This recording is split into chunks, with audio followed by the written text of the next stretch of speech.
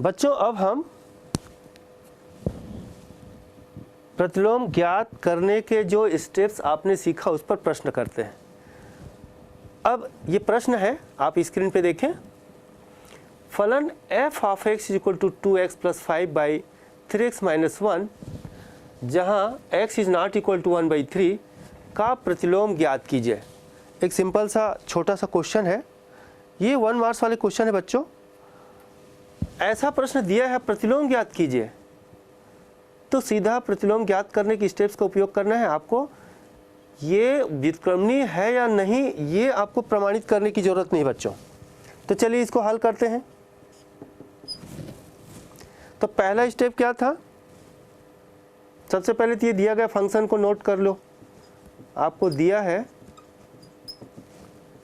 f of x is equal to 2x plus 5/3x minus 1 और ये शर्त भी रखा है कि इसमें x 1/3 नहीं हो सकता।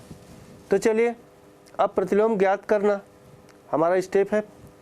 पहला स्टेप क्या था?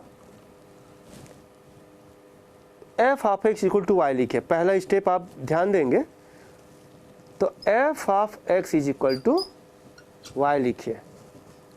ठीक है बच्चों। अब दूसरा स्टेप क्या था? f ऑफ x का मान यहाँ से जो दिया उसको रख देंगे, है ना। 2x plus 5/3x minus 1 is equal to y। अगला स्टेप क्या था बच्चों?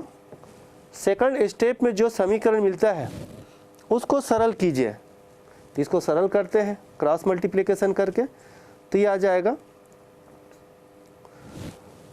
y into 3x minus 1 is equal to x plus 5। इसको सरलतम रूप में, इस समीकरण को सरलतम रूप में लाना है और x का मान y के पदों में निकालना है।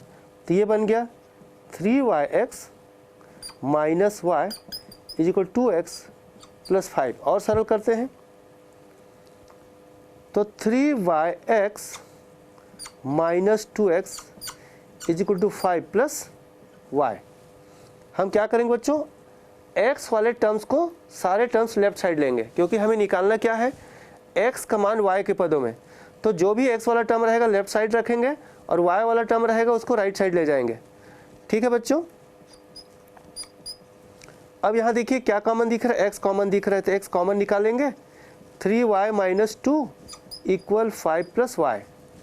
यहाँ से आपको x मिल जाएगा।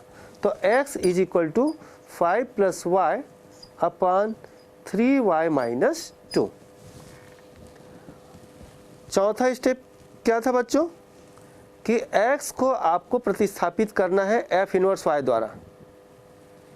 ठीक है बच्चों। चूंकि ये एक ही आच्छादक है, आपने ऐसा माना है, तो क्या हो जाएगा बच्चों?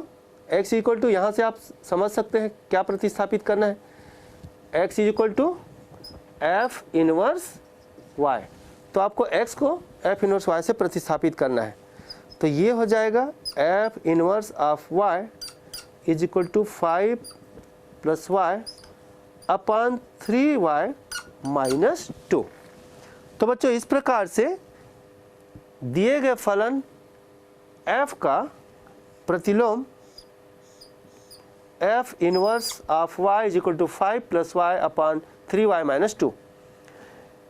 कभी कभी इसमें ये लिख देते बच्चों, फलन आपको दिया रहेगा फलन f of x equal to this, तब f इनवर्स ऑफ x निकालिए। मान लो ऐसा कह दिया, यहाँ जैसे प्राप्त हो रहा है f इनवर्स ऑफ y, मान लो ऐसा पूछ दिया f इनवर्स ऑफ x निकालिए, तब क्या करेंगे बच्चों?